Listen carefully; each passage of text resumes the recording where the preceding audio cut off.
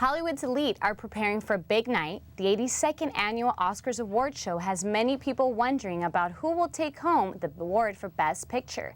Nominees include Avatar, Up in the Air, and The Blind Side. In the Best Actor category, we have George Clooney, Colin Firth, and Jeff Bridges. Sandra Bullock and Helen Mirren are up against each other for Best Actress. The awards take place in the heart of Hollywood at the Kodak Theater. U.S. Olympians are the new American Idols. More people tuned in to NBC's coverage of the Winter Olympics than a new episode of the hit TV show American Idol the same night. TV ratings for the closing ceremony of the Vancouver Winter Olympics were much higher than 4 years ago. Preliminary viewership numbers from Nelson show that more than 21 million viewers tuned in for NBC's closing ceremonies. It was a 40% rise from the Torino Games ceremonies in 2006. An opening hour wrap-up of the Olympic highlights and the interviews with U.S. medal winners added to the draw with 18 million viewers overall.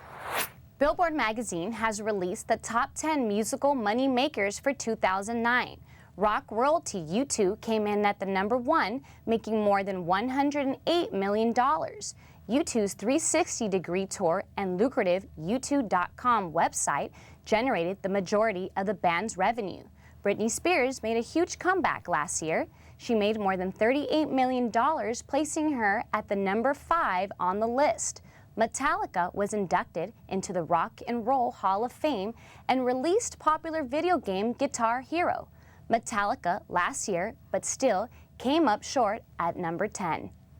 Thousands of people came to an event in downtown LA that raised over $700,000 towards a nonprofit organization. Valley View's Fatima Zulkifli went to LA live in downtown. Two Dodger icons shared their experiences. Dodger fans, young and old, waited for hours in anticipation of the Koufax and Tori event at the Nokia Theater. Fans mainly had one reason to come. Oh, to see Sandy Koufax, of course. I'm seeing Sandy Koufax because he doesn't come out much.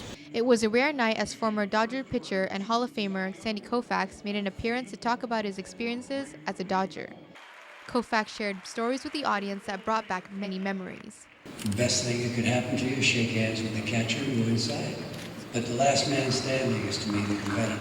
Mel Bobich was one out of the 29,000 at Koufax's 1965 perfect game. Most exciting part was when my friend Joe Malfitano came to bat for the Cubs. He's pitch hitting for the Cubs, and I was kind of worried he might ruin Koufax's perfect ball game, but he struck out. Each person paid admission to see Koufax and Tori at this once-in-a-lifetime event that also helps support a good cause. Proceeds from the Koufax and Tori event will be donated to Joe Torre's Safe at Home Foundation. The foundation was created to raise awareness on domestic violence in hopes of educating both children and adults to help end domestic abuse. The sit-down interview featuring LA Times columnist TJ Simers, Koufax, and Tori entertained the audience as they cheered and laughed. Well, and Sandy has been such a good friend of yours, Tori. I believe he struck you out 15 times in 59 at-bats, and you hit 220 against him. I thought it was under 200. I'm pretty happy about that. In downtown LA, this is Fatima Zulkifli for Valley View News. Now that looked like fun. Back to you, Cynthia. Kids have another educational opportunity outside of the classroom. KidSpace in Pasadena offers indoor exhibits and outdoor learning environments for kids to explore and investigate the natural world. Valley View News reporter Tatavik Tigranian has more. These are some of the adorable faces you will see at KidSpace Children's Museum.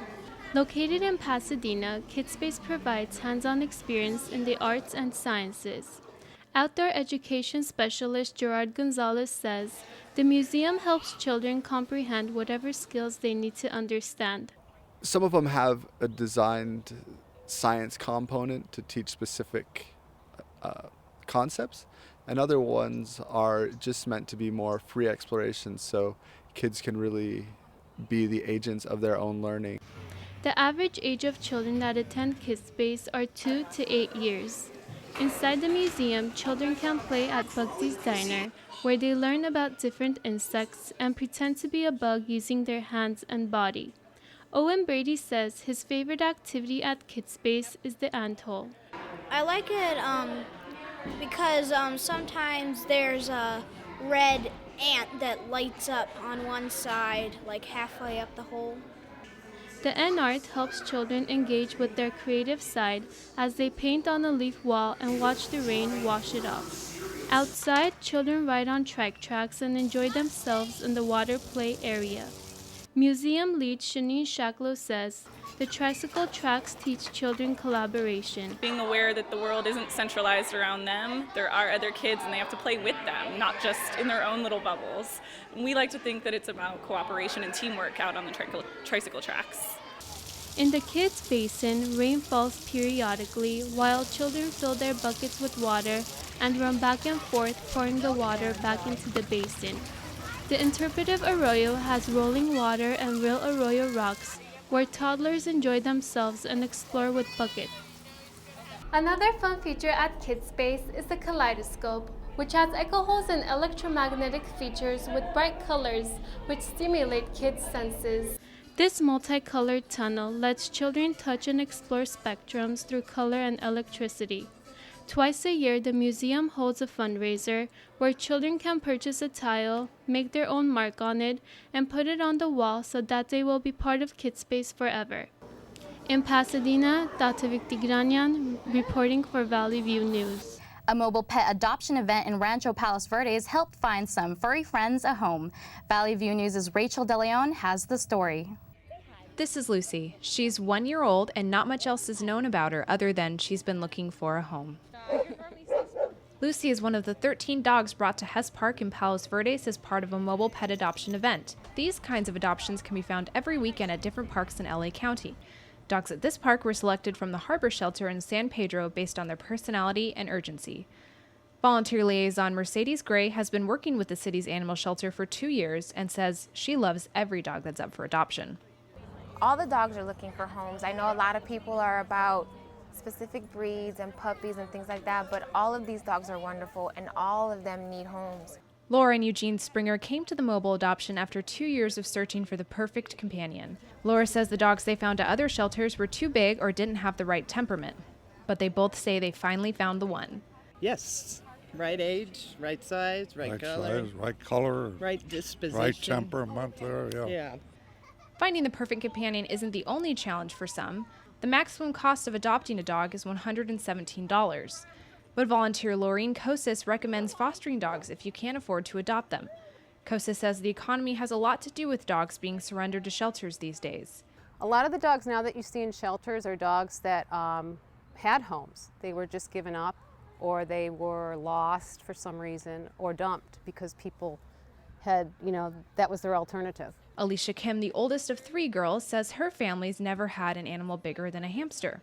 The youngest, Elena, seemed to take a liking to Lucy, and after asking her parents, she was bringing back a new addition. Lucy's only been at the Harbor Shelter for 2 weeks, but has become the 3rd adopted dog today. She'll be going home with the Kims, making them a family of 6 now. In Rancho Palos Verdes, I'm Rachel De Leon, reporting for Valley View News. For Michelle Mata and Sean Wiseman, I'm Claudine Sarmiento. And I'm Cynthia Garcia. Thanks for watching.